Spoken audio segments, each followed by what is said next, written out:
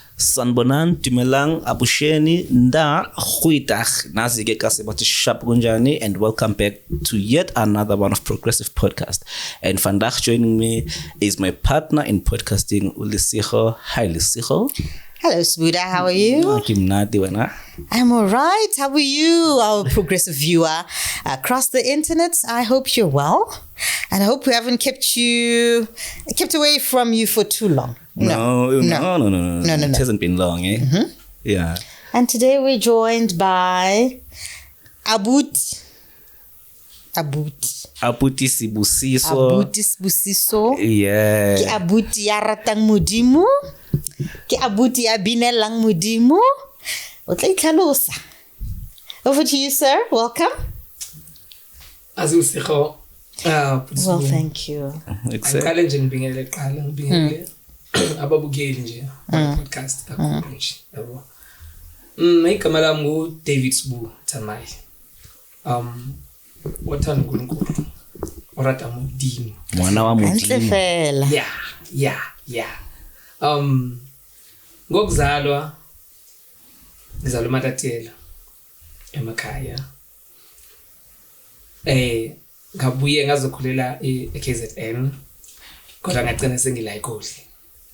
Okay. Qhubeka baba. It's working. The stage, the floor, the internet is yours. Okay. Because aman. He's speaking isiZulu. He's speaking Sesotho. Matete like Eastern Cape. Yeah, I think so. Yes. How do you get to be so fluent in all these languages? Abantu abaningi abayazi iMatatela. Ila kuhlangane khona lo ngihlobo lomuntu. All right. Isuthu. Yeah. Amapedi. Okay. Ampondo. Amabhaca. AmaZulu. Okay. Kibatswana. So ki pleke ejwalo. Pleke ya rona is between Eastern Cape and KZN. All right. That's why batho bangata ba re KZN ba bang ba re Eastern Cape. Yeah. Yeah. Okay. So okay, ho ifita mono ke tlile hae dilemong tse ngata tse fitileng example ona le kae. Okay. Going to KZN. Yeah. Kilo zama bophelo. Ha ke fitla KZN ke bozama bophelo tshoro thata le teng. Ke tsene ke le Mpumalanga. From Mpumalanga to Joburg. So here am I today. Okay. Ke Joburg today. So senzane ke tla tshoro na ke tlile jwang kwana ke fitle KZN ke tloa KZN ke Mpumalanga from Mpumalanga to Joburg. O tshore gale o di tsamaya Botisbu. Gale o di tsamaya di pleke tseo. So gore o tswe ko Matatiele going to Mpumalanga like go qadile jwang go etsagatseng? My brother into enzakele impilo masikhula ngempilo ezingafani. So mina ngikhule ngingenabazali. So khulela laphana ukhulela emzini yabantu ulusela abantu so that you can have food yabona so that uzokhona ukuthi udle zonke lezo zinto lezo abo. So God abazali bami bengashonanga bebephila. Ukuthi nje bekuna misunderstanding between ubaba noma then uma wathola omunye umuntu no baba wathola omunye umuntu so thina sasala in the middle. Yeah. Kwambile kwahamba kulonhlupheko leyo enkulu engako wagcina umuntu esethoza mamatoho akho KZN. Fikile KZN phila abanzima. More special mawufika endaweni ungafundanga mawuyongqonqoza uthi mhlawumbe ufuna umsebenzi awazi into okuthiwa iCV ukuthi you cannot even write iCV. You can mawufika emsebenzini wena uthi uzofuna umsebenzi babuza ukuthi ufuna umsebenzi experience noma and kunzima and everyone hates that response.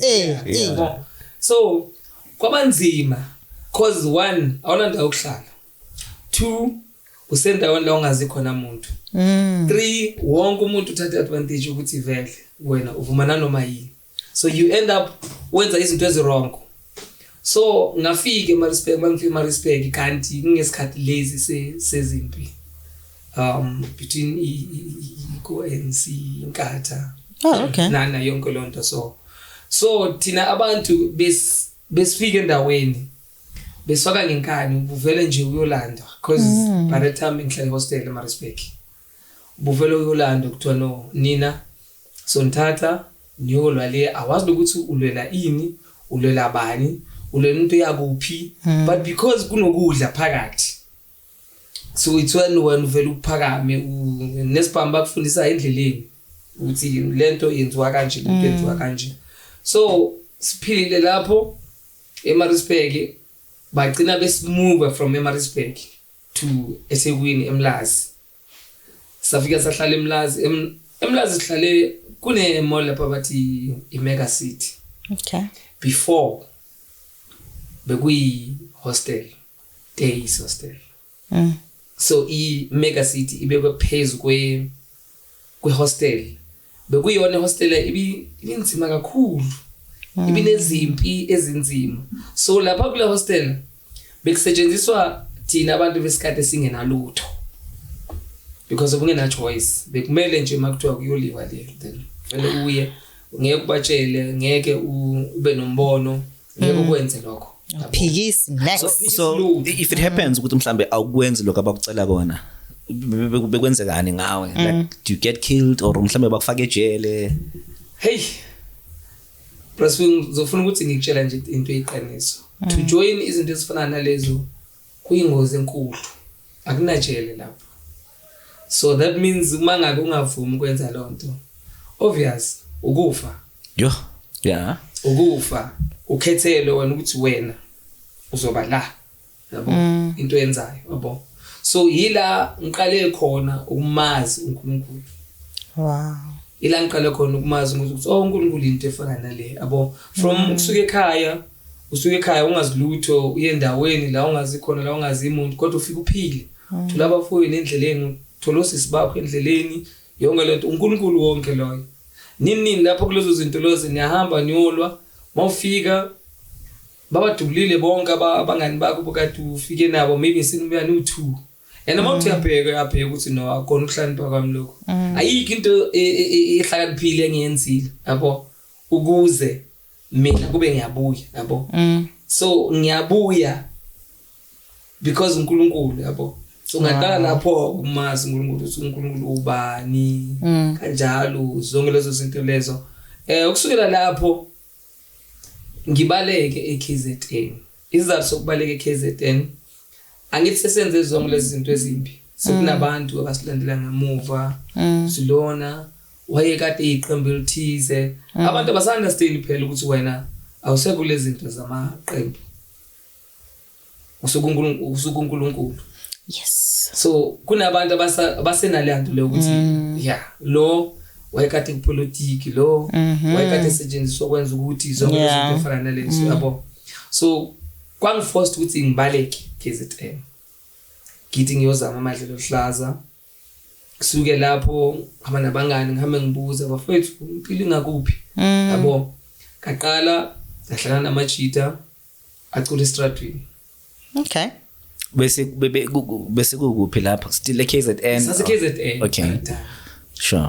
Cula stradini amajita ngilo ngihamba ngeworkshop ngiyobukela becula estradini ngibuka oh okay till one thing babuze guys like niyenza kanjani lento le bathi amajita no asithini wena thatha nje ama CD yabo usitayisela then uzoloku ufunda phakathi ukuthi senzani. You know sometimes ukuzithoba nokuba noNkulunkulu phakathi abantu they can think ukuthi bayakuuser kanti kunento abakufundisa yona. So wonke umuntu mina bengile type yokuthunywa bagcina bengithuma studio ngibona ukuthi ikuphi studio kwenziwani bagcina bengithuma la kwenziwa khona besase isikhathi sama cassette. Okay. Kanti isikhathi bingakafiki le ndaba yama CD nani yabo ukuthuma thume ko Goli bakuneze address ngalosikhatha ngalazi nalo Goli lelo ngazi lutho ngeGoli totally yeah so bazokuthuma uzohlangana usibanibani ePark Station uzohlangana into ethize endaweni ethize uzenda ethize lapho kune studio lapho kunani uzofika usilandela idatha uzofika usilandela ama cassette endaweni ethize so ngilo ngikwenza lokho kanti ngiyafunda kanti ngiyafunda until one day bangithume khona eGoli ngisase Durban ngaleso sikhathi ngifike eGoli ngifike ngibuze enyawo uthi ngithi nendoda ungitshele manje macro record kwenziwa kanjani afike bangichazele hayi idemo in abantu ezinjalo okay ngiyenza idemo ngale yangibatshelaka fike ngibuza malini hayi bangitshela ukuthi student engaka ukurekhoda into engaka kunabantu ababhekayo kunani angiyazi yonke lonto leyo yabo angifike ngiyenze demo lezo ingoma lezi maybe ezu4 yabo kanti kwenza lezi ingoma ezi4 ngibuyele emuva futhi mangibuyele emuva ngiyabona njalo siyavuka ekseni ngithi mina ekseni uthatha ama speaker imina uba ayinelayo imina ubasulela ama speaker imina usula imoto ekseni yonke lonto imina ogijima afuna ama sport ocula zonke lezo zinto lezo kanti yonke lonto yangifundisa all right until one day ngithi mina no you know what angengenza ama CD noma ay 10 yana okay because angithi imina ufika qala esportini imina osethi sound yes yonke into isethwa imina bona bazofika maybe ngizofika ngo5 ekseni bona bafika ngabo maybe ngabo 9 ngabo 10 kathi one day you know what into engizoyenza ngizofika ngicule okay fike ngiqhoma isound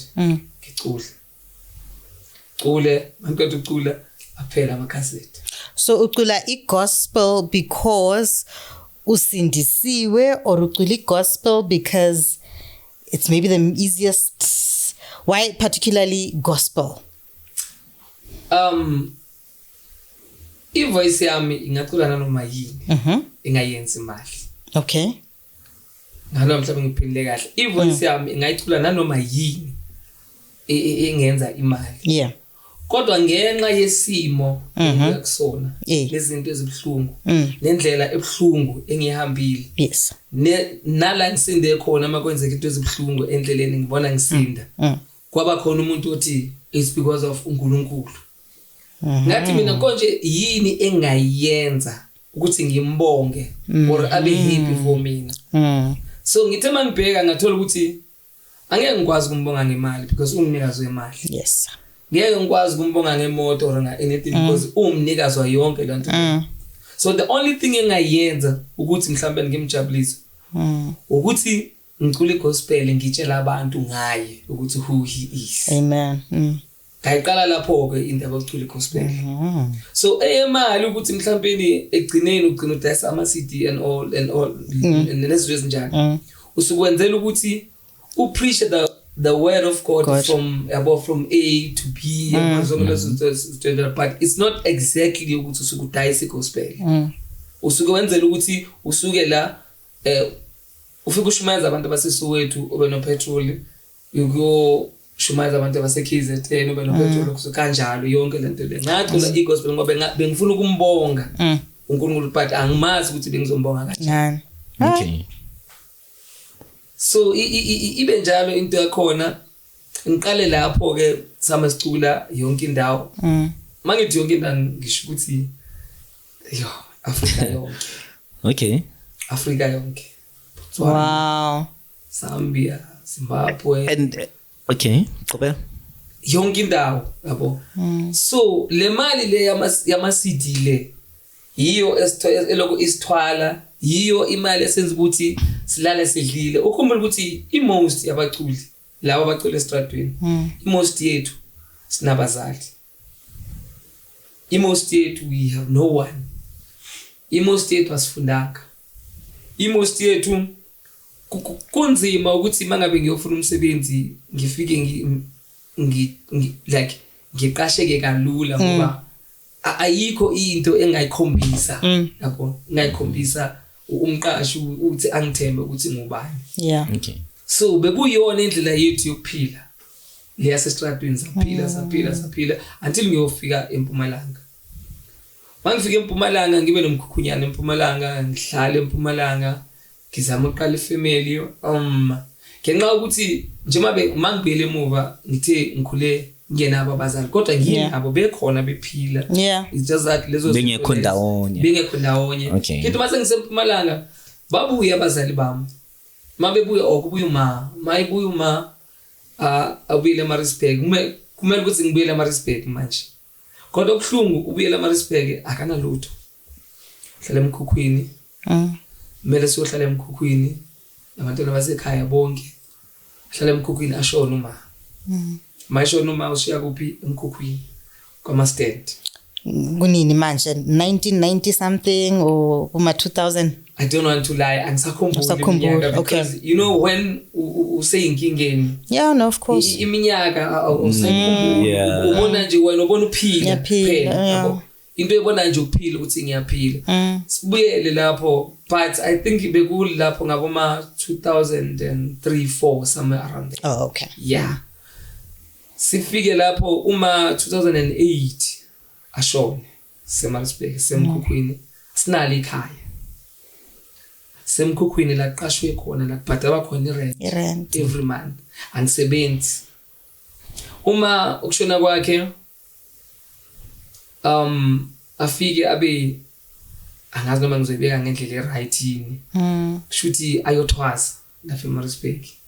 Mayothwasa kunezinto ezifunakalayo lapha. Sonke sabantwana bakhe yimina omdala angisebenzi. Mela bhatalelwe inkomo nani yonke lento leyo. I remember one day ngiya ku Khobela wakhe ngithi mina yo baba ngiyacela I promise you ukuthi mangase ngisebenze ngizofika ngibhadale yonke into as long mama mangaphila. And it's one of the things ezengenze inhliziyo yami yangaba kahle when it comes to izinto ezifana nalezo. So the guy what decided ukuthi no thina asebenze kanjalo. Asinaskoloto la. So ungene la wenza lento leyo. Khipha inkomo, khipha imali yami, yonke le nto le yabo.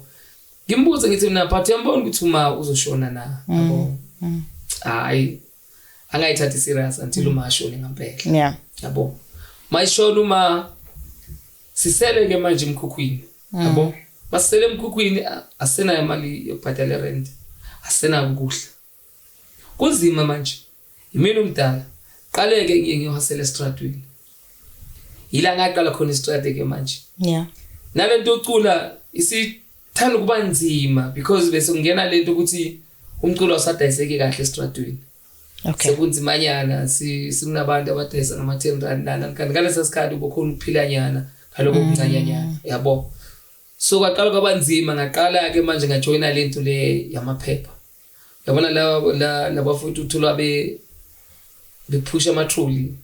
Cela amaphepha recycling yeah. Ngaqala lonto le. Ngiqala kuphike manje lento eMaritzburg. Ngibuyile eMpumalanga. Ngiphushe lento ngiphushe ayikube khona okuncane okuhlanganayo. Makuba khona okuncane okuhlanganayo mase ngenza i-license. Okay. And mangenza i-license nginethema lokuthi hayi into zovela sivuleke ngokusheshsha. Nginayo i-license ke manje. Ngisawuthola umsebenzi. Angothola inhlobo umsebenzi. Asakunye nasemathexini mhlawumbe uyozama khona. Ngengaya. Ngoba bathi decide ukuthi no, you know what ithi emathexini. Mangifika emathexini ibenzima impilo because manje emathexini kufuneka kube khona umuntu omaziyo. Okay. Uzungene. So ngifike lapho ke manje sengiqala kuphike manje. Ngina license njalo. Qale ngiwasha ama-taxi ke manje. Okay. Ereki. Washa ama-taxi angithi ukuthi kufuneka ngiqale ngazi ngizokhona ukuthi ngazi ukuthi eyiphi taxi ngena traffic. Ene-system ukuthi kusetshenzwa kanjani, kufolwa kanjani, incwadi. Lapho ke akithi manje mawuyiwasha i-taxi unokuyimove from point A to point B. So yonke lento le so uyafunda ukuthi kwenzakalani yabo. Nini uyiwashile i-taxi umuntu akubhatalanga umuntu uyiwashile i-taxi for 3 hours.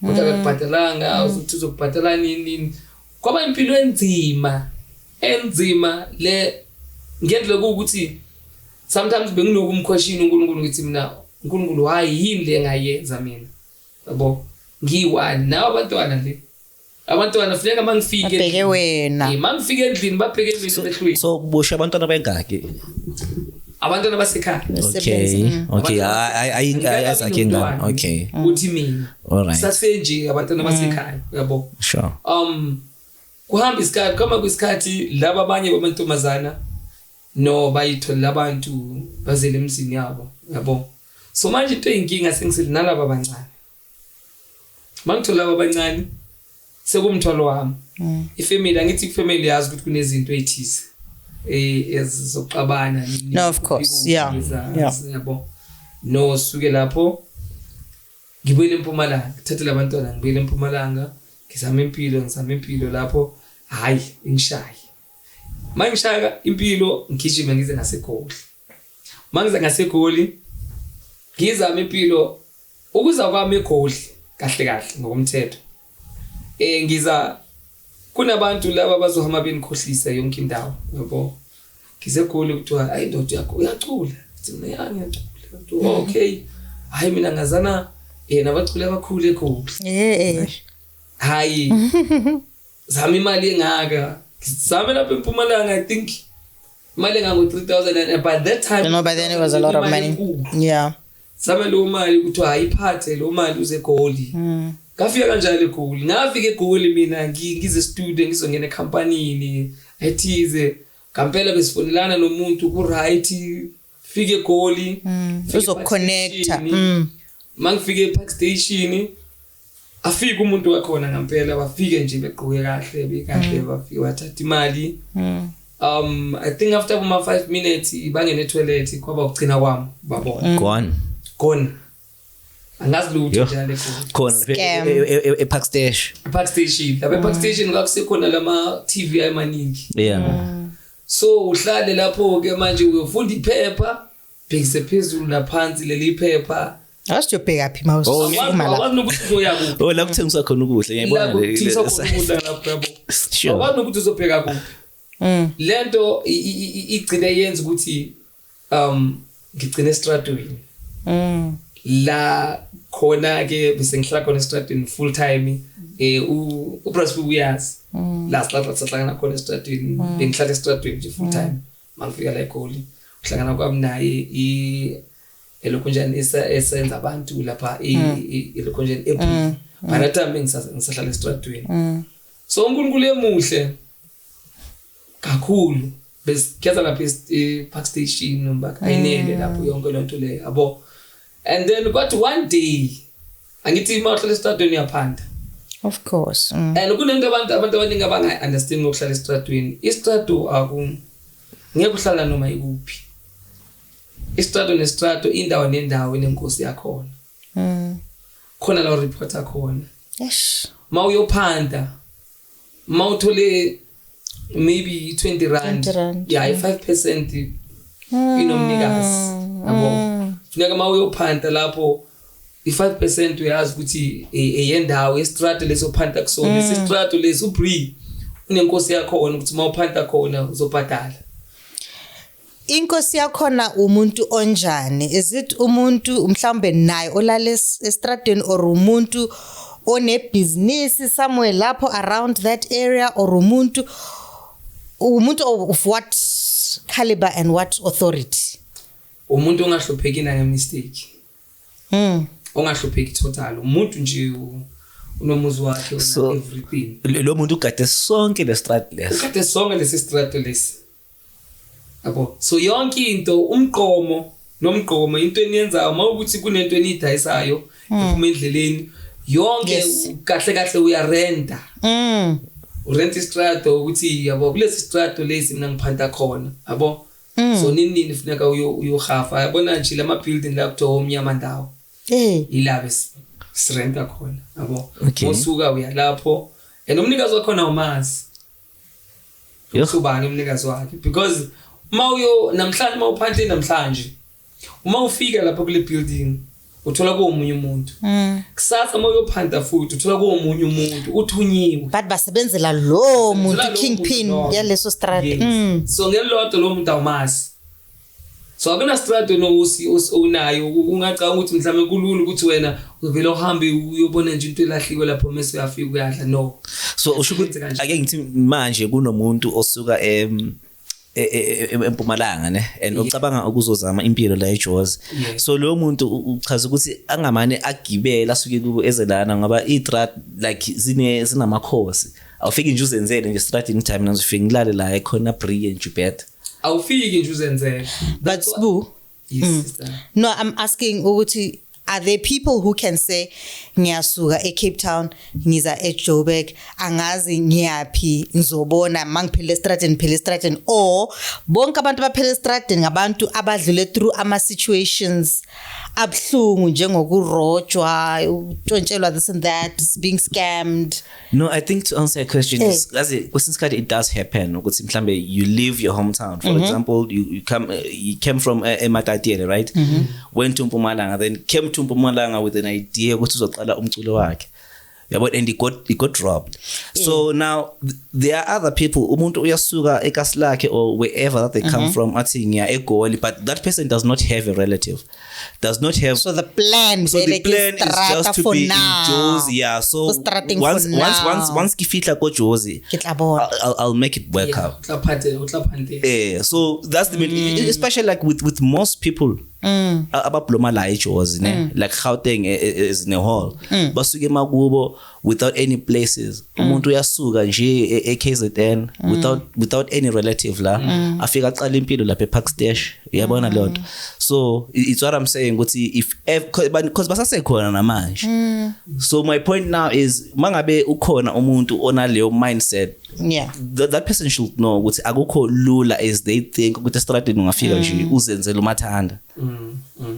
and to add ku Prasbu lapha estradeni kuneyinhlobo zabantu kunomuntu ongenabazali okuthi ifamily yakhe ifamily yongimangithi ifamily ngikhuluma ngomalume nomkhulu nani bengazwani so makushona abazali uthola ukuthi mhlawumbe bafike benine ekhaya nayo yonke into makushona abazali bafike bathathe ekhaya bathathe business yakini bathathe everything and uthola ukuthi at the end ufuneka wena ubulawe because angithi wena usiphazamiso so that person ugcina esestradweni ibalekela izinto zefamily number 2 kunabantwana abahlala estradweni abanawo amakhaya abana everything banabazali yonke into iphele yonke into right yes but uzokubuza nje into eyodwa ne ukuthi yabona I remember one of the guys ebesihlala naye ne umunye ubaba ethi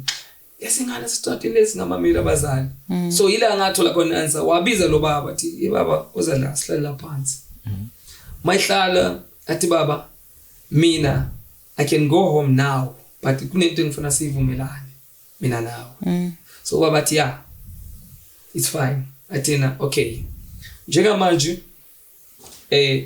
ekhaya into enzakalayo ekhaya sinayo yonke into kodwa manje iproblem i1 ekhaya yonke into oyibona isekhaya is true igazi abafowethu okay so bonke abafowethu sibahambile usisi wamhambile nomfowethu uhambile so sekushoda mina so into engibalekise ekhaya yile eyenza ukuthi ngibe la so mangaze sivumelana ukuthi wena uzothatha irresponsibility yokuthi mangifika ngifa la and then wena uzofika uphendule so mase kuba khona ke abanye abantwana uthola ukuthi la ekhaya kamameli ungena kuma trucks ungena kwa yonke into ekhaya zonke izinto zasekhaya ziyaphela agcine ebaleka yakhona estradweni okay ukikhatha ne ukuze ngicine ngifike la ngikhona ngithi mangiloko ngiphanta kanjalo ngithi ngisebhara one day bekuyilesi isikhathi se gospel time mangisebhara kushuthi benza lento so promote estradweni yonke lento le so mangifike ebhara bafika ba promote ama artists abone gospel time so akunamuntu lo obadayisela ama city so mina ngilambile fike lapho lokho bebuzana kanti ngila eduze kwabo bese ngithi mina hayi man khutmani yazithini hayi mina nganidayisela ama CD hayi baqale bathi ha mfana sesitratweni uzotshontsha imali uzwenzani wabona nje babeke ngendlela babeka ngayo so okuchaza ukuthi wena bhuti Sibuko the very same thing yenzeke KZN mawuqala ukuthola uNkulunkulu endleleni yakho of selling ama CDs estradini now iphinde yabuya futhi ke manje sengisekolike manje kodwa ngenye indlela ke manje indlela esinomehluko kunale yakhe ngoba this time around bosohlala estradini ngithi sihlala estradini manje okay kube khona oyi1 othi hey guys asimzameni man yabo ngwadayisa ama CD babeke umuntu ukuthi angikade yabo ukuthi ungatshontshi yes ukuthi ungatshontshi yabo ukuthi ungatshontshi so ngiloko ngidayisa ngihambise ngidayisa CD lwani ngihambisa imali kuze kufike ekutheni lo muntu ongigadile alale and kubhizi yabona mawucula estradini abantu bayacwala alale lo muntu mayilala lo muntu mina ngihambe ngiyothatha leya bheki leya lokufaka imali kuyo ngiyigaqa lamabheki lapha gaxwazo bese ngiyayigaqa le bheki ngidayise aphela ama CD mayiphela ama CD ngiye kulo uyakhumbula dala mabe promoter bekunomuntu lokho ekhuluma ukuthi usibani ini ngimnikeleleni ini phela ama CD ngihambe ngiye kuye ngifike ngimtshela ukuthi ama CD aphelile babethi babheka the guy ongadile ulele bamvusa babheke hayi sikhoma semali asikho kanti sikhoma semali ngisifakela ngafaka ijacket yona yangcolile singaphakathi so ngilo ngifaka le mali le mabethi imali yonke bayibala yonke imali mabeyibala yonke le mali le iphelele yaqala lapho ke impilo yami on trust September manje yes if a wrong will keep ikama ngalo sikhathi bekubra George lo wase Eclipse yabo ngiqale lapho impilo yami la iqale khona yabo and then baqala ke manje mabiyalina ukuthi bazodoza uzositayisela le uzositayisela until ngizengithole umsebenzi wami okuba udriver khona ku Eclipse okay qale lapho ke manje drive the chat room igafu training SA zonke lezo zinto ngiqale lapho impilo yami iqale lapho wow qale lapho shooting ngokuthembeka ngithembeka futhi ngimboka uNkulunkulu ukuthi bayabathemba yena lo muntu ongekho sestradweni yabo uNkulunkulu lo wangena kubona ukuthi noba amthembe noma kwasestradweni because akho lungu ukuthi uthembe umuntu sestradweni ngemoto yakho absolutely nama celebrity wami nama celebrity kuphi wena oba driver sonke lezo zinto lezo futhi nakhona I driving le ivela kanjani vela ukuthi ngelinye ilanga masiloko sihamba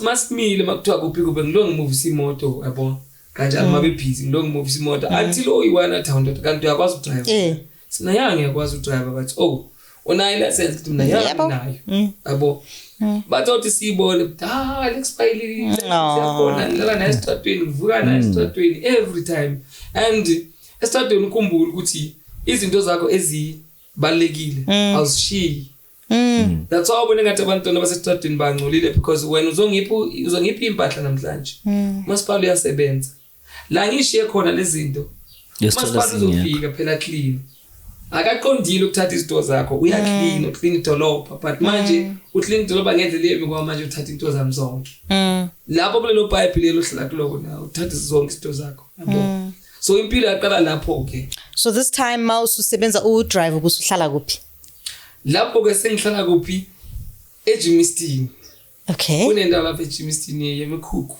okay yabona nje lezi ndawo la ukuthi mouse ethola nodlayo kubone ebusuku magnet imvula cha yavuka impela thathi icathu nibeke phezulu komphethe phakamisa imphethe sorry abo because into enzakalayo amanzi angena emkhukhwini amanzi adlula la ngaphambili adlula ngemuva adlula eceleni amanye angena khona la ngaphakathi la nikhona so yonke into nje abo yonke into ayikho into right yabo lapha uphilela nje ukuthi mangilehle ngavuka mangilele ngavuka yes sometimes uthi uyaphaphama mama uthi uyaphaphama kunomuntu uthi usemela ituze kwakho funeka mawuphaphama ufuna whatever ifunayo iminyango yakhona ayivaleki kahle ngithi so funeka kumnikeze lento ozomnikeza yona yabo.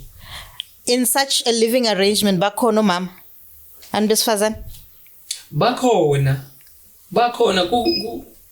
asukuthi kunzima la ngaphandle yabo ngithi kubantu uma uNkulunkulu eksizile wabanabo abazali okay ukuyibisele mo yabona kunabantu laba abadala abazali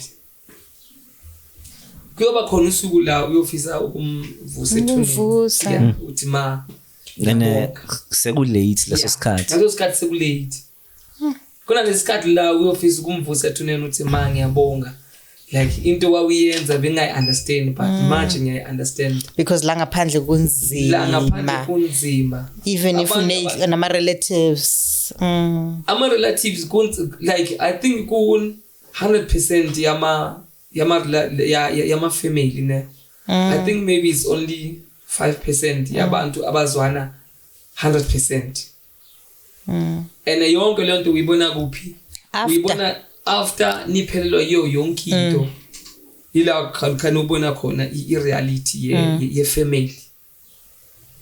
So kuthe mangabe sekwenzana ngoNkulunkulu futhi omkhulu nginoma ekhaya okudade ukubuka ma so kuthe kuyo yonke le ngxabano shooting ngiyabona yaba khona le yanto ukuthi yingane sika siswami lesi qala lapho ke family kaba right kaba lo muntu enguyena ngaqala ngalanda abantwana basekhaya nabo kade sibehlala noma ikuphi qala ngalanda abafuna ngabathola nje ngahlala nabo more special labo abancane okuthi namanje lo intombazana still sengaphansi kwesandla sami lo mfana nayo sengaphansi kwesandla sami ukuthi nayo siyaphanda la iphanda khona kodwa nje kahle abantwana bami kahle ukwazile ukuthi ulethe ushintshe empilweni zabo yes ngoba ngazile ukuthi uNkulunkulu angisize ukuthi kube khona into engilethayo kubona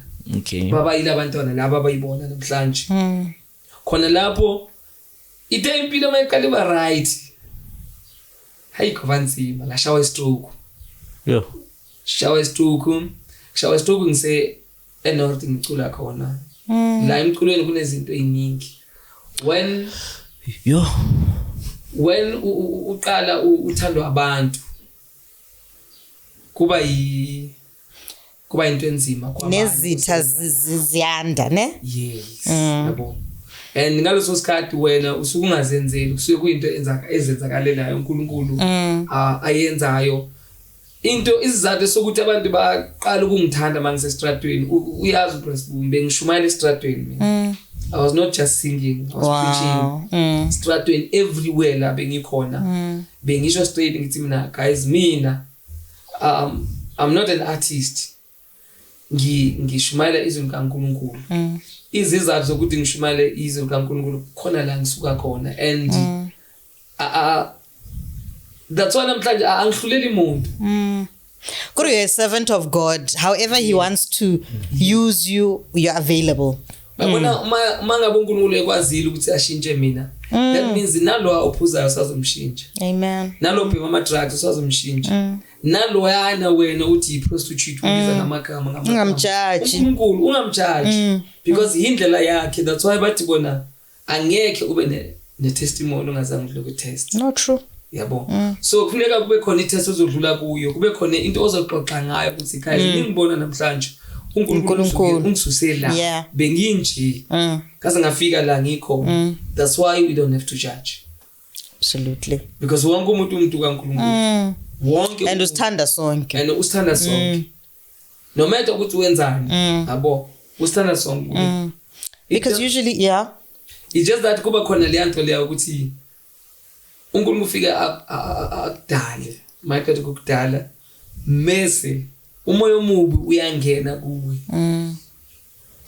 uyakusebenzisa bengafuna ngena kakhulu kwigama lika Jesu yabo because we have ama belief abona angafani yebo kodwa khona la ethi khona baxolele ngoba abakwazi abakwenzayo that means yonke into bebekade beyenza kuye ebhlungu yena be understand ukuthi akubona but kunomoya ongene phakathi kwabo obasebenzisayo ukumosha uJesu ukuthi angaqhubeki akhulume ngalonkulunkulu so akekho umuntu wrong and lana ma ukhuluma I'm getting a message yokuthi ma izinto zingahambi kahle in your life Oscar why me uNkulunkulu yangizonda this he's using that situation ebhlungu ukuthi akusondeze kuye and akumold into something bigger and better true asilisiho and mina enye into futhi engikholela kuyo ngifuna nje ukuphawula kwalento uLisiho ayishilo ne mina ngicabanga ukuthi kwesinye isikhathi uNkulunkulu usebenzisa ama like those difficult situations yabona mubhekane nje nobunzima ubunzima bayidala into enhle yabona nothing bad right Okay, let me put it this way. Everything that is good comes out of a bad situation. That is true. We understand. So, kwesinye isikhathi ungathi uhlangabezana nobunzima, ucabanga ukuthi sekuphelile. But jewelry, it comes from the fire. Yes, that it has to be refined. Needs to go through the fire. Yeah. So mayibhekane nobunzima, that fire. Yeah. So that time of hardship is still being refined into by God. That jewelry. Yeah. But what if someone watching, it's better said than done. These people are just talking. They don't know what I'm going through. I think your faith, because faith that works is as good as nothing. So ngicabanga ukuthi makuleso simo leso ila ukholwa kwami ukuthi sisebenze khona. Because remember siho uNkulunkulu akasebenzi ngama invisible. Usebenza ngezinto ezingabonakali. Yeah. And to understand ku Prasbune. Angithi we always say we let his will to be done. Yeah. Like intando yakhe kaphathathu yakhe phethe khali uNkulunkulu akabuzi kuwe eze engazange abuze kuwe mayikulethe emhlabeni uvelo wakuletha and mayikuletha ukulethe enama plan akhe yena ngawe yabo so mawufika emhlabeni that's why kunezinto ezifana nalama podcast la abalekile because yila ukhona ukuthola ukuthi how kanti David Sputa man namhlanje simbona kuma TV simbona kuma radio ukalo basestradweni ukalo wabala wazofika la ifika khona yabona into leyo kanti uLisiho before abala uqalela phana lapha uqalela yabona into leyo ama podcast anje izinto omunye umuntu angathi umqondo womuntu umnikazi we podcast kanti uNkulunkulu ufike wangena engqondweni yomuntu wasebenzisa ukuthi ngifuna ukuthi abantu bafike bakhulume ngami lapha ya so mawuthi ayisebenzi lento situation yakho injani ukusho kanjani because kunabantu abakhuluma ngaphambi kwakho bathi we've been through this because I'm looking at the rate of suicide. They're very high. Rate of suicide are very high, and what's sad you kuthi manje idemon leli ngicela ukubiza idemoni selingena naseyikolweni, you know, little children nje, and mawuthi uyabheka reason why did you kill yourself for such, you know. But then again, some things happen on the spur of the moment. Some things angazi ukusitheka okunjani. So what encouragement do you give to umuntu who maybe this could be that awakening, that bekangazi nokuthi kune podcast about a progressive podcast uvela ngena ku YouTube yavela let me watch, and they were at that point of a planning, look, I'm going to do this, how would you encourage them? And sometimes it's umuntu who doesn't even believe in God, to be honest. But how would you encourage somebody who is at that point? One, there's nothing without God. Absolutely. Okay, there's nothing at all without God. So, uma umzali One, umyeni wakho or inkosikazi yakho icela kuNkulunkulu. Impilo yakho as a whole icela kuNkulunkulu. Yes. Whatever you are doing icela kuNkulunkulu. Impilo yabantwana bakho la ekhaya. Yeah. Icela kuNkulunkulu. I-control yomyeni wakho or i-control kankosikazi wakho. Icela kuNkulunkulu kube uyena ozokhona control umyeni wakho, ozokhona control inkosikazi yakho, ozokhontrola ukuthi abantwana bakho la ekhaya. Uyomangala uthola abantwana bakho benza lokhu because wena awekho amandla nawo. Yeah. Bathi amandla asolimini lakho, yabo? Yes. Kodwa akhona mawukhuluma ngoNkulunkulu. So that means yonke into ephilwa ngakuNkulunkulu. True. Ngelodwa ngikho ukuthi whatever i-situation enzeka kwakho angeke uyilungise wena if there's no Nkulunkulu. Because umnikazi we-situation yonke even emsebenzini akuphi uNkulunkulu. So ayikho le ndaba ukuthi no but angifuni nokuzwa, angifuni this, because we have too many religions today. Yeah. Too many religions. Yeah. And mangikhumbula kahle mina, you going back the time uma wakho egula, right? Uma wakho ngithi bekumele ukuthi athwase. And uke waya lapha bazama ukukhulumisana noGobela ukuthi at least amthwasise and then you're going to pay the money after. So when what's your tag? Uyakholelwa yini emadlozini? I will be honest. Mina ngikholelwa kuNkulunkulu. Phela. Lesiyasikhathi, what really happened? Okay, kwenzekeni? What really triggered an idea of going to uGobela uyocela usizo for i-wallet lakho? Like yini ekuphushele lapho? Ngoba ubususindisiwe nje waboshila ngithi. Yes, uSiNkulunkulu. Yeah, so okay. Uma wavuke ngasekho eselapho kulo ndawo le. Okay. So of which mayilaphana uma umntwana ngeke ukwazi ukumkhipha. I-belief yakhe. I-belief yakhe. Okay. Yabo, uma wakho i-belief yakhe not eyakho. So mina mangiphuma endlini, yes ngiphuma kuNkulunkulu wami ukuthi uNkulunkulu cela ungisize ungipha amandla ngifike lapha, yabo. Maybe indlela uNkulunkulu bezama ukungikhombisa yona ukuthi nanoma enye into ingenzeka la yenzeka khona, but if mina ngikho lapho ayikho into ezoba usizo. I'm still God. Yeah, I'm still God, yabo. And then mangifika lapho mina ngifika nalento ukuthi uNkulunkulu yes mina angikho la ngikuwe. Kodwa ke ngoba wena uNkulunkulu ukuvumile lokho ukuthi wena uma wamakaya lapha ya. And angeke ngize ngikuphikise. Ngithe mangikhuluma ngathi mina we let his will to be done. Ezinye izinto ozenzile uNkulunkulu awuziphikisi wena. Uhamba according to yena. Yabo. So ngithe mangifela lapha ngathi mina uNkulunkulu, okay lo muntu wena omchuzile ukuthi uma eze kuye ukuthi azophila kuye. Okay, angingifike ngisho mina ngithi mina ngicela wena ukuthi umphilise mfowethu ngendlela, because mina qala benginale ukuthi abantu bebengitshela ukuthi isangoma mangabe senza into, yabo. Yeah, uqala biza uNkulunkulu yonke lento. So then bengibelieve ukuthi nesangoma vele sisebenzisa uNkulunkulu. Okay.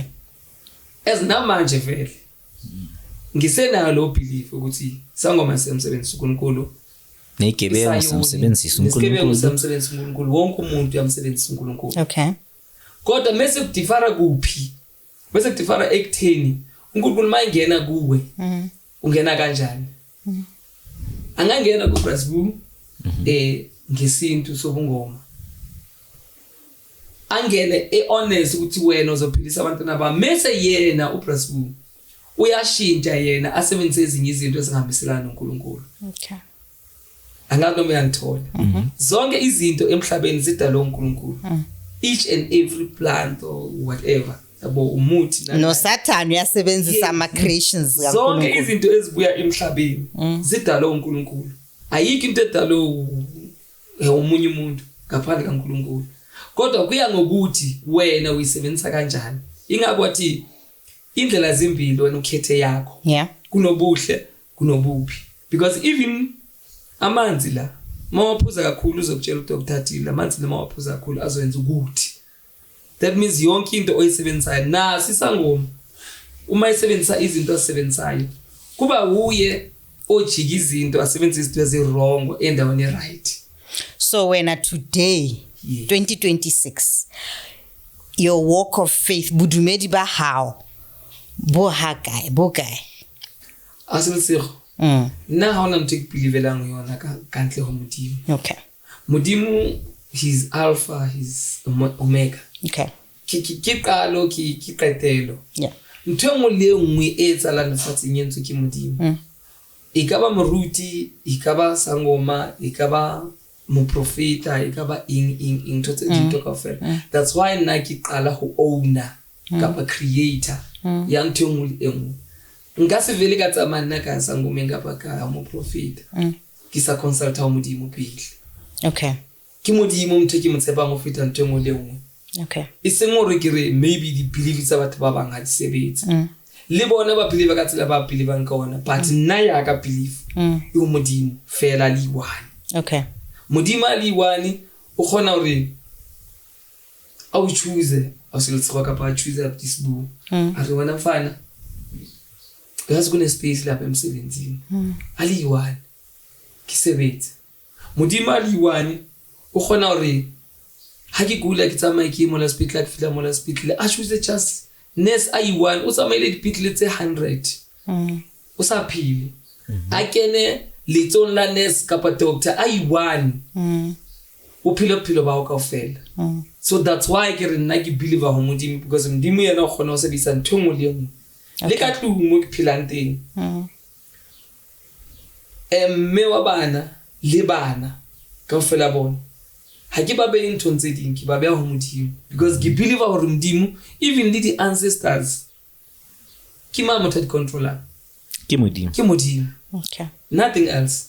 Okay. Ho tle ba be le matla ha ba bana le matla ka bo ba itse eng ka bo di plans tsa ba di etsang wa bo nna nka se be deep ho tsa di ancestors le eng ha ke tseba ke batla ho bua ka ntho e bang ha ke tsebe nna what I know. What you now what I know ke modimo to strateng. Yeah. Ke modimo ala mpholosa ke na ke le ho stroke batho ba fela ke modimo ha ona e nngwe ntwe bang ke le ka consult ho yona.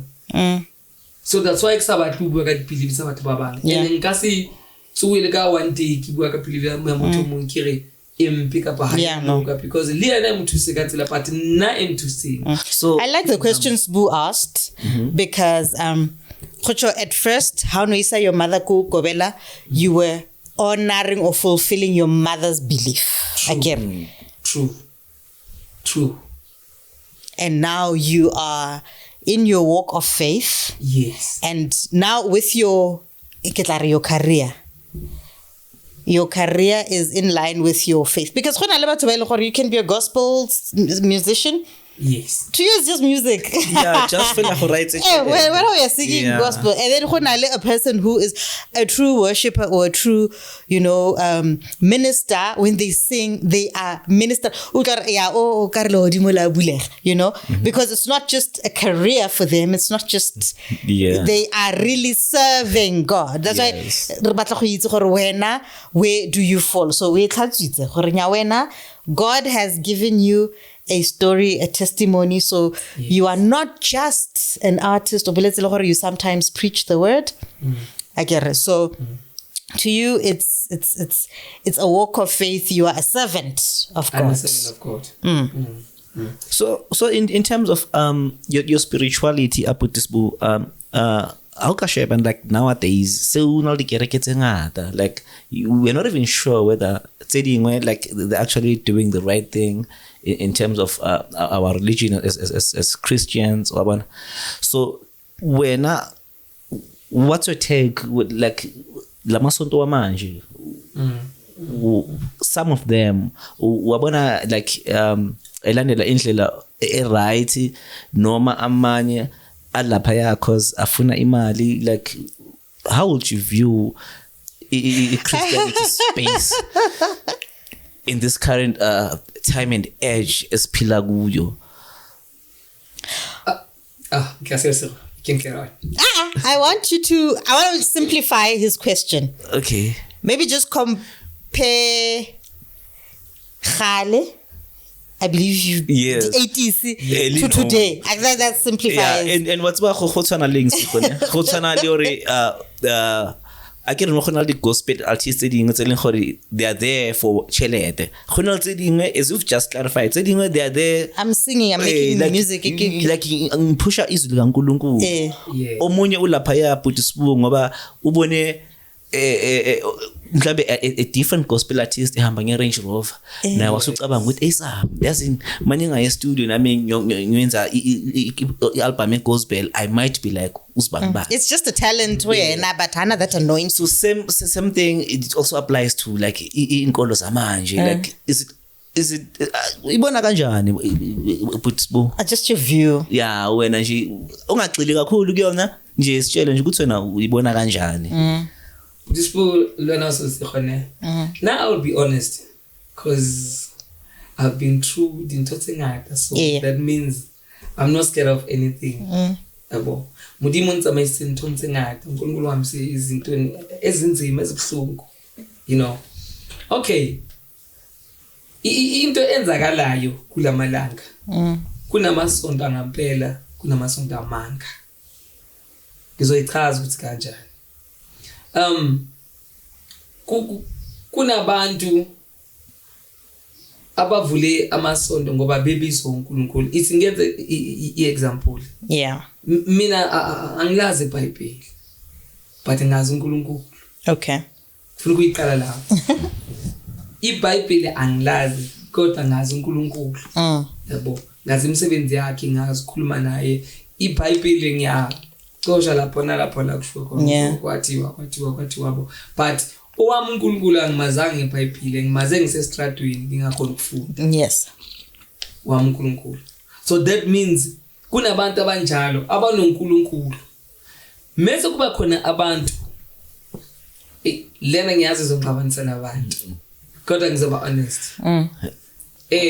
Kulomhlaba esiphila kuwo abantu bayahlupheka bagcine bedecide izinto engeke ngize ngithi mina zirong kodwa ezi right for bona.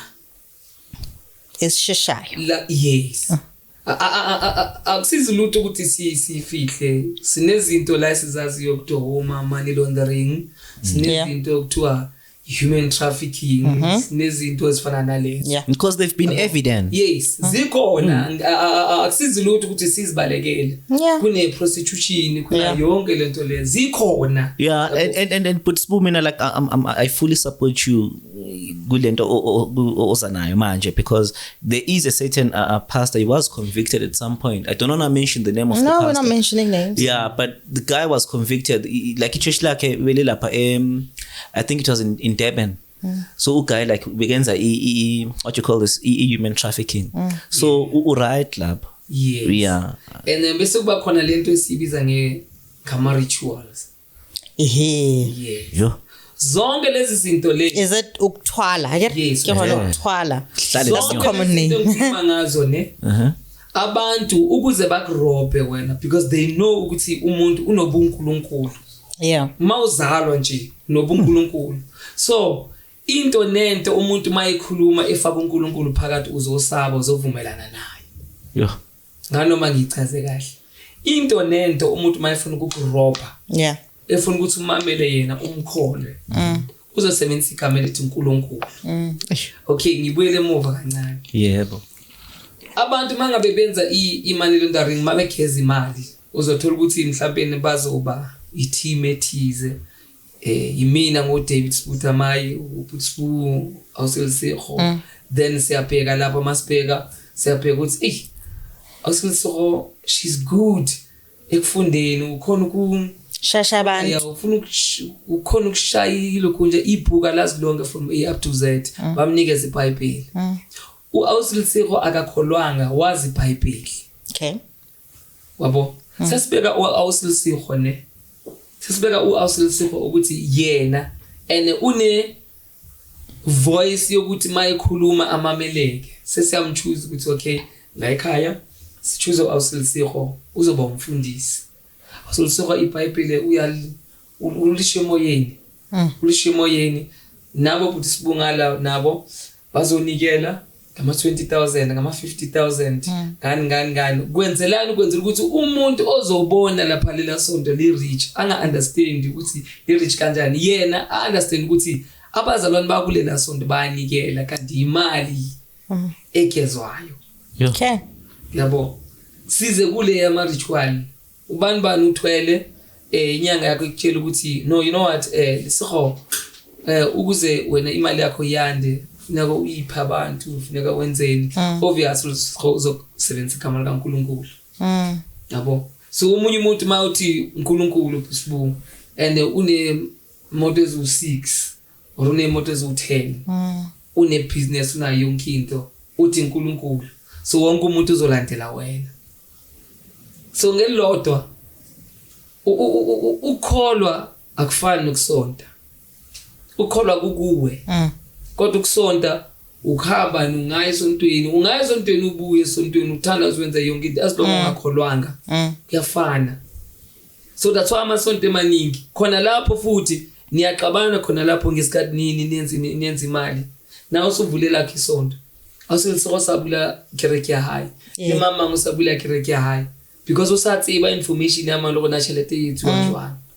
Sarqabanela chelete. What about the miracle tsona Grootman like wa believe la magotsona because remember at some point ki pastor ole wako there's this other church somewhere ko Lyndhurst ra. Yes. Yeah, still I don't wanna mention the name. No. That guy salatsu samutha hlokofetseng inside the coffin. They hotes everybody knows about it because they trend. So he puts our little miracles like all these things that it wanang like tasbu njengobuchaza mfowethu. Iqiniso nje lonto la. To be honest, ama miracles akhona wena Sibu. Even in the Bible akhona. Even in the Bible akhona. Yabo. Kodwa ama miracles akuwona ama miracles mangabe ezosebenzisa into ebambekayo. Mangithi into ebambekayo angithi abanye sebefaka ama ring. Yeah. Abanye sebephatha indwangu. Yabo indwangu mhlambe navela athi indwangu abantu bawe.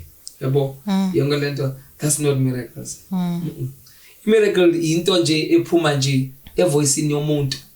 Because there's power in the word. There's power. Yeah. Ku olimini lakho. Miracle into vele yenzeka ukuthi akwenzeka ukuthi and mase kwenzeka ilonto le as uNkulunkulu nomhlaba wawudala ngezwi.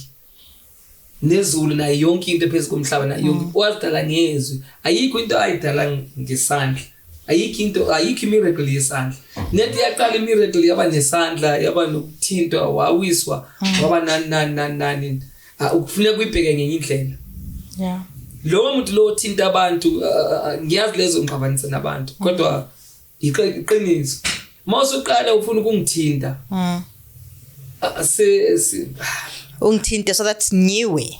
Uwe. Yeah, because esikhathini esiningi bayawa fe. Yes, uwe ngike ngayi chance lo ngifuna you remember ngesikhathi ikona sifundisa Shumale Strat. Yeah, I remember. Ngike chance lo nto ngaya emasontweni athize ngeke ngizingwashe. Ngifuna ukubona ukuthi ngizowana. Yabo.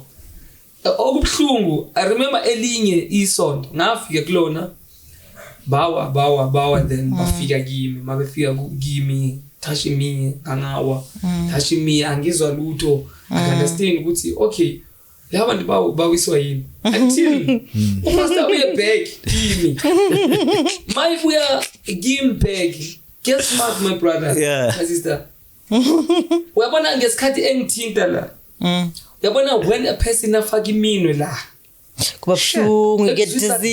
Yeah. Exusa that pain ukuthintile and yena ulokethi Like power kakhulu. Yeah, kabuhlungu ngendlela ukuthi na ugcine You get dizzy. ubuhlungu.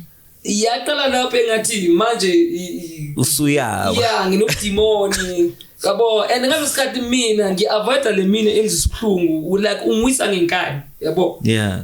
So fun shift kahle you have to physically shift. Kule mina lengizisiphungu la kuna something mafike bayenze kuwe ezothi la esontweni mabebuka babone ukuwa kwakho ukuthi ipower yabo. This is what happened to me. Okay. Na enye indaba ke le. yamanzi nama oil, ama miracle water or anointing oil or what else? What's your take? Because honestly, we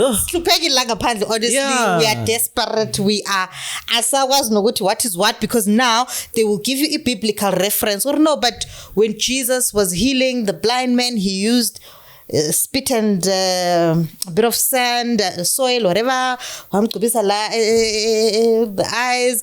So we use a lot of biblical references in different contexts to support what we are doing. And then umuntu ugcina ngasazi ukuthi is it true or not, is this right or wrong, is this biblical or not? Are we thatswe for asensikho ayikho into engaphilisi, ayikho into engabulali. Yonke into iyaphilisa and yonke into iyaphilisa. Amanzi la okhuluma ngawo, even you you can pray for that water and drink it and put faith with faith in that water. Even you kantle uri wena unke metiana wahambisa kusambodi ayiwakhulekela angicharge selling you 100 rand. You get what I mean? That's why bethi abantwana apply your faith. Yes, abantu babhubha ngenxa yokusulwa ulwazi ubuNkulunkulu bukuwe. That's why ethi ngidala umuntu ngokomfanekiso wami ngimnika uqonda nokuhlanipha ngaphezulu yonke into phezulu komhlaba. Uthi la egcineni ngikhetha umzimba womuntu kube ithempeli lami elingcwele la ngiyohlala khona. That means unobuNkulunkulu wena within you. It just that wena uma ungakholwa ukuthi wena unobuNkulunkulu and unamandla, you can do things. Yila uzohamba ufuna izinto uthi ugcine udayisela izinto. Because when awuthemba ubuNkulunkulu bukuwe, awumthemba uNkulunkulu lo ola kuwe ophila kuwe, wena uwedwa nje nobuNkulunkulu ungawenza lamanzi la ukuthi abe lento le wena oyifuna. I can just pray for. Yes. Ngaphandle ukuthi izibhalo igama lomunye umuntu ukuphi kuphi abuye akudayisele. No, you can do that. Yeah, so ngamagama singasho ukuthi indaba ye-religion sithanda ukuba complicated. Because noma ungathi uyaba-challenge bazokutshela ukuthi njengoba achaza nje uLisiho ukuthi there's always a reference to from the Bible ukuthi okay, Jesus used sand and water to heal a blind man.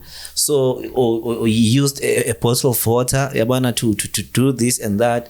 So naloyo obviously uzo back up whatever that they're doing ukuthi hayibo, but if Jesus did this, now I can do it. Njengoba uchaza ukuthi ama miracles wona asasekhona. Yabo. But this boom, yes, Jesus did that. Yabo. Because yena ube understand ubuNkulunkulu obukuye. So into abanifihlela yona bona ukuthi wena understand ukuthi nawe uNkulunkulu ngokwakho. Yinto abanifihlela yona ukuze wena urely. You've been given authority to trample over scorpions, serpents. Yena usuke efuna ukusebenzisa wena ukuthi ube ukudla kwakhe. Enza ukuthi wena unga understand ukuthi unobuNkulunkulu wena that the same thing ayenzayo yile nawe ungayenza even usendle. Kind of the thing that gets us hooked. I come to a church or a labo man of God, ang profit 100% exactly. After that, I'm hooked. Angazathi gibela phezulu kwentaba zogibela because unconvincile ungwine over ngaleyo prophecy. Yeah. So my question is, these prophecies esizitholayo, where is it ukuthi umuntu yes unale the gift of prophecy, because once the gift is in you, it's in you. Whether you are a scammer or you are walking upright with God, once he's given you that gift, he doesn't take it back. He's given you that gift. I believe Namanju Satan can still sing.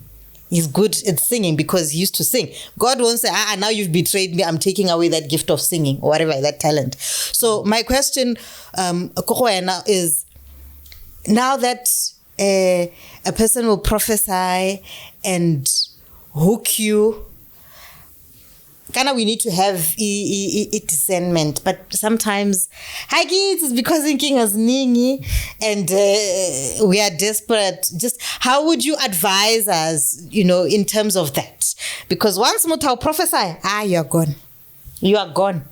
I'll scam. I know people who would take salary, people who would take umuntu as athengise all assets because they're giving men of God. People who are so desperate but also blinded to a point yokuthi abantwana balambe endlini athathe yonke into to God, and it's not to God because God never said you must suffer. God never said you must let your children suffer. So there's that deception. So how would you advise us? And unfortunately, women are the ones who have the highest vulnerability to such. How would you advise us, must approach Linda, which I've received a prophecy from somebody, but let me not be deceived to a point whereby things up for sale. Yeah. Awusinsiko. Angeke sesibalekele that part ukuthi vele profit is there. But mase kuba khona la iBhayibheli lithi hlolani omoya. Yabo, lithi hlolani omoya. Which is discernment. Yes. So, how to hlola omoya? You cannot hlola omoya by yourself. Okay. One, you must start ula endlini uthi uNkulunkulu, as I'm going to church, show me the right way. Show me the right things. Show me izinto eziqiniso. But the problem manje abantu bona bavele baye esontweni. And awukhulumanga noNkulunkulu from la endlini. Yabo, wena uye esontweni. Yabo. Yila uzofika khona uthole khona ama prophecies amanga. Because even the Bible says ekugcineni kuyoba khona false prophets banamanga. Omncane ojikile omdala nomdala ojikile omncane, of which is happening. Omncane manje uselala nobaba wakhe, ubaba usalala nomntwana, athi imibuso yojikelana. Look at what is happening now. ANC ayifuni IFP, IFP ayifuni IFP. Yinto eyayishiwe yiBhayibheli long back there. Kuba khona izifo ezingalapheki. Namhlanje we have izifo esingazazi noma ziyalapheka noma zilapheki, baletha amaphilisi. Ayikho into elungayo. Okay, khona la ngifuna ukuya khona. Kuzo zonke lezi zinto ezenzakala sengiphendulana kulwambozo kaBuddhism. Yabo. Kuyo yonke lento enzakalayo, if ukhumbula istories ka Noah. uNoah kwathiwa wena Noah. Wathi Noah mina nendlu yami. Mina nendlu yami. No matter ukuthi kwenzakalani. No matter bakhonzani. No matter ama-believer abathini. Mina nendlu yami. Yabo? Ngizohlala kuNkulunkulu. Wathi uNkulunkulu wena Noah hamba uthathe male and female ezinto ezivumayo ukuthi mina ngoNkulunkulu ngiyaphila uzifake lapha. Bonke abakholwa kuNoah bahamba bayongena lapha. Escaping. Yabo? Makufika ikhukhula abakaNkulunkulu basala. Abangazange balala uNkulunkulu bahamba. What I mean kuzo zonke lezi zinto ezenzakala awusilisiko. Uma umuntu kaNkulunkulu uhlala kuNkulunkulu. Amen. No matter ukuthi ubani uza ngani, uza ngemoto enkulu, uza ngeimoto, uza ngama-million, uk-advisor ini, hlala kuNkulunkulu ngani ngoba vele yena uyazi iplan yakhe. uNkulunkulu he's very proud ngomuntu omthandayo. Uma ngibuye lapho kuwe awusilisiko. Hlola umoya. Angeke ukwazi ukuhlola umoya. Uzombona umuntu onamanga. Yabona mawukuthi kwa wena okay ngikhuluma nabantu ngithi mina meditation is very important. Meditate. Okay. Omunye umuntu uzobuza ukuthi yini meditation. Akuchaze lapho. Ukumeditate ukwakha isithombe esingekho usenze sibe khona. Mangiqala mina ukumeditate. Ngaqala ngiphathwa yikhanda. Uma ngiphathwa yikhanda ngithi mina bona njengamanje angeke mina ngize ngiyophuza amaphilisi. Ngeke. Mina ngiright. So umoya kaNkulunkulu ukhona ukushintsha ingqondo yakho nama feelings nento efilayo ibe yilento wena. Wabona umuntu ogijimayo mayiphelwa amandla kunale gama lisho yathi hayi mina ngeke ngikhathalela ngiyokhathala lapha ya. And uyafika lapha. This is meditation. And those are very strong words. Yes. Kumele uba nalonto leyo no matter ukuthi uyakula befundisi ikhona into ezokutshela ukuthi amanga la. Ayikho lento le. It is that voice that into uyayibiza ingekho like at all lento and bring it to life. Exactly. Uyayibiza wona umtshela ukuthi uNkulunkulu ngikhombisa iqiniso. Ngikhombisa amanga. uNkulunkulu ukhona ukwenza ukuthi uride umuntu esaqala ukukhuluma. Esaqala nje ukukhuluma isho lento ayisho already wena so uyazi ukuthi yonke lento ayikho.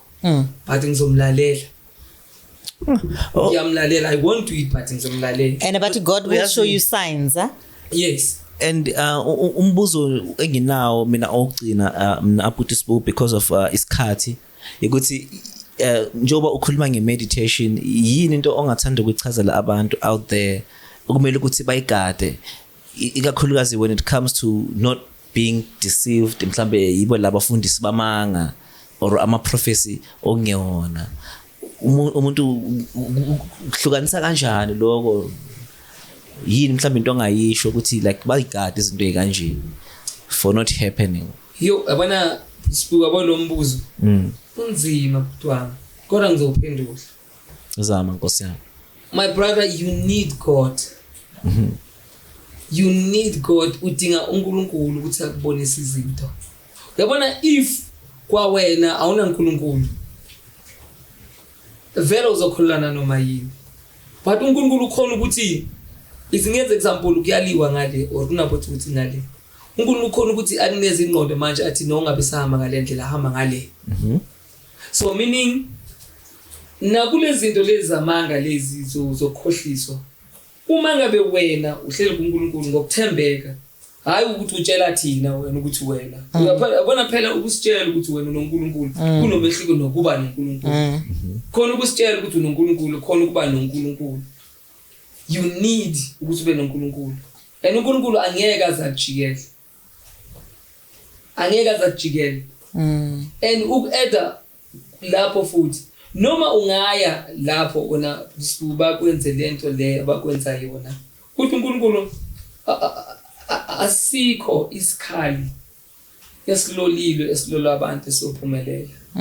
That means zonke izinto abazozenza zizokwenzeka kuwe uzogula uzohlupheka uzowarisheka kuzoba khona izinto ezizokwenzeka kodwa mawuhlele kuNkulunkulu one day uzobukhuluma ukuthi guys yazi ngangakhothisa abefundisi yazi guys ngangathatha imali yami ngenza ukuthi nokuthi but because of wena ubuNkulunkulu bakho ayikho into kodwa amozoyenza ngokucabanga kwakho ngokuhlanipha kwakho.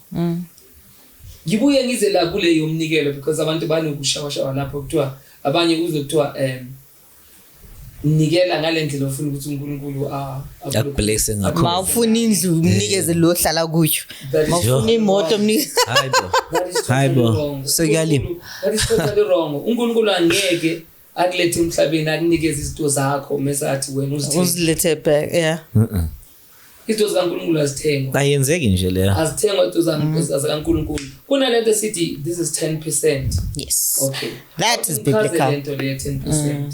Mathatha nge10% when uNkulunkulu eblessa ezintweni wena onazo kuna le mali wena osiza ngayo lapha esontweni ngani before abefundisi bebengasebenzi bephila lapha esontweni ukuthi anakekele esontweni isonto leya building leya kunabantwana babantu abangenamakhaya kunabantwana babantu abangenabazali ababehlala esontweni bayadla kumele baqoke kunabantwana babantu abashaya ama keyboard laphana even ama utilities nje kunabantwana babantu abalapha ngaphandle abagada imoto lezi manifike lapha ukuthi zingamoshwa zingathathwa abothuthi So that 10% isebenza kulona kune-electricity kunani amanzi ey'tulweni kunamanzi namhlanje umhlaba namhlanje ayisekho le nto ukuthi kuthiwa ugovernment uzokupha nje mahala yonke into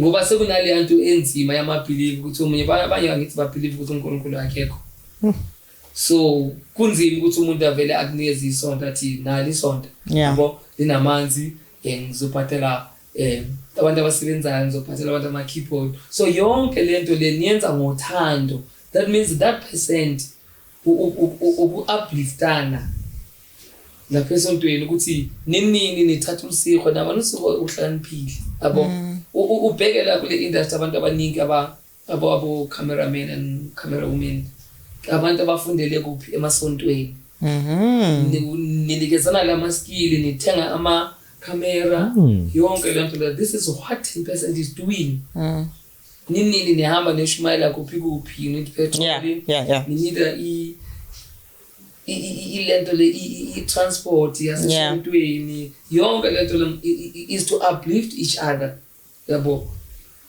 i-10% yilo nto leyo. All right. This is what we call it 10%. Yabo. Lezi ezinye imali angeke ngize ngikhulume ngazo because mina angizazi ngizokhuluma ngale yabo le kunabantu abanalutho ungathi mawukhule wena unabazali ukhonile ukuya esikoleni ukhonile ukwenza yonke into ucanga ukuthi wonke umuntu nomuntu une journey yakhe yabo une journey yakhe ukuthi before ngifika la ngiqalela ngahluleka kunomuntu othi mina ngazalwa ngokurechwa yabo ngazalwa ngokuba wamarechwa eje omunye uthi mina ngathi ngikhulu ubhuti wami wangirape or manje in that thing kuyijeni azange ufe today you okay ufundile una yonke into meaning kuyo yonke lento enzakalayo uNkulunkulu sakubonisa ukuthi I'm still God to you yabo isaso uNkulunkulu meaning wena kumele wena ubuyise lamaqhubu emuva because the moment ucabanga ukuthi usibu wangirape uyaphuma kulene kaNkulunkulu ile nto sathana ifunayo ile nto sathana ifunayo ukuthi i-revenge ukuthi wena ufuna ukuba i-revenge abo wenze i-revenge ukuphuza isibu elokuphuza isibu athi mina ngeke ulisiwa ngenze kanje yila enifuna khona usathana khona kuNkulunkulu we preach love uthando what is love uthando uthanda la ungathandwa khona ufuna la ungafunwa khona wenza izinto ezinhle ebantwini abangakwenzanga kahle abantu abangakwenzanga kabi uba isibonelo abantu kufuneka bashintshe because of wena basho bathi yazithini ulisiho usibungu noma singamenzani akanandaba you'll still smile akanandaba ube i-example yilento uyibona ubuNkulunkulu lo akona ukupreach meze usebenze kakhulu respect to show love makunento emsebenzini you come back esontweni brasu uyazi emsebenzini bashoda ngomuntu you taking that person to work no matter ukuthi isihlobo sakho or ini ku community kunomuzi othize laphayana i-10% is not exactly ukuthi uzoyihambisa esontweni ngakini kunomntana ohamba ngeenyawo uyesikoleni ombona zonke izinsuku odlula lapha ongenazi icathulo ongenalutho that man you can use to that umntwana lo all right every time kunomuzi lapha la ngeke khona ukudla that man you can go there every month and buy and buy ukudla for laba bantu labo this is what we call it 10% and blessed is the hand that gives all right so to wrap up what can you say I believe there's people who probably think I've been walking with God, but after what you said, then they realize that I still have some things I need to correct. Mhlambe inhliziyo yami, is not upright. Or mhlambe the way I carry myself, man, I'm not representing God. Just closing remarks, talking to somebody who probably thought, all is well, but they need to introspect because no one is going to come and point a finger at you. You need to now, when who's judge, who's corrected. Don't live in condemnation, but fix yourself so that you can come back to God and say, I'm sorry for 1, 2, 3. Also, number 1, be you. Ngabe yimi ngabe Ja. Be you. Mangithi iba wena. Ngikona ukuthi wena owazi iqiniso lakho. Yes. Wena owazi amanga wakhulumayo kuthina. Wena owazi uqili nezinto osiphopa ngazo uwe owazi lokho. So if you can be honest to yourself wena kuwe ube honest uthembeke kuwe. Isona istart sokuba honest kuNkulunkulu. Amen. Because lapho uqala nike manje uqala ukumtshela uNkulunkulu ukuthi uNkulunkulu mina angazi mina vele ngamanga. uNkulunkulu uyangazi vele mina nginomona. uNkulunkulu uyangazi vele ngiyabaxoshisa emsebenzini. Yeah. Bengenza ngani. uNkulunkulu vele uyazi ukuthi into engizenza emsebenzini ukuthi bahambe ngifuna ufake ihlobo zami. Wena wazi iqiniso lakho mina ngikwazi. Yeah. Zonke lezi zinto zithatha uzise kuNkulunkulu. That's why ethi uma ngabe nithi aninaso niyazikhohlisa. Amen. Zonke lezi zinto zithatha uzibeka kuNkulunkulu uyi1 bathi ngesuthu likunutu limorena. Morena. Umulele tsohle tse o kgathatsang. You tell God everything. Mase ma ubetela bothi uNkulunkulu anke ngithatha control yakho ke manje. Yabo ungabi nandaba ukuthi okay ngiyenza iexample ngomntwana. Yabona umntwana omncane ungaba ku freeway la. Ube across the road there. Yabo because uNkulunkulu umntwana ne uthemba wena ubaba wakhe Roma wakhe. Yes. Mase ulethi imoto so mase yamtshela ukuthi angeke zikushayise leza imoto. Zize leza imoto. Mawuthi was uzoza ngaphandle ukuthi abheke leza imoto. Ukholwa lokho. Ukholwa wena. Uma uNkulunkulu ulandela okushiwo uNkulunkulu hayi okushiwo abantu. Yeah. Awubheka ama challenge. Sure. Akusurroundile awubheka ukugula kwakho awubheki inhlupheko zakho awubheki into zefamily yakho ubheka lento uNkulunkulu athi yenza uNkulunkulu futhi uzokudirecta do this for your family do this for community do this be iba umuntu babo iba nobuNkulunkulu ubuNkulunkulu kushuthi ingane kamakhelwane yakho. Amen. Yabo ubaba kamakhelwane ungenalutho wakho babu wakho into ohlakana naye estradini like share love. Pain. You want to Caesar. Pain. Those are very strong words. Very strong words. Your closing remarks? Yeah. I think Bafetu, like in Venezuela, you've heard it for yourself. What Dasbu has just said. Yeah, give love. You know, umtanagamaki owako. Love your neighbor as you love yourself. And Bafetu, I think. Don't forget to like and subscribe on our podcast. And thank you so much, Sbu Tamai, aka Mr. David, right? David Sbu Tamai. Oh, David Sbu Tamai. Yeah, for taking the time for to and coming on our podcast. Saboga Kudo Khotmani, ne? Thank you so much. And thank you for joining us. Thank you for joining us as well as the viewer on the Progressive Podcast. And today we've taken you on a spiritual journey. And we are grateful because I'm also now thinking I have things I need to go and fix. I need to go and fix. Amen. So let's all go and do some homework. Until next time. And don't even judge yourself. Don't live in condemnation. He died on the cross for us. Amen. And until next time, before to danko. Stay progressive. Amen. Yes.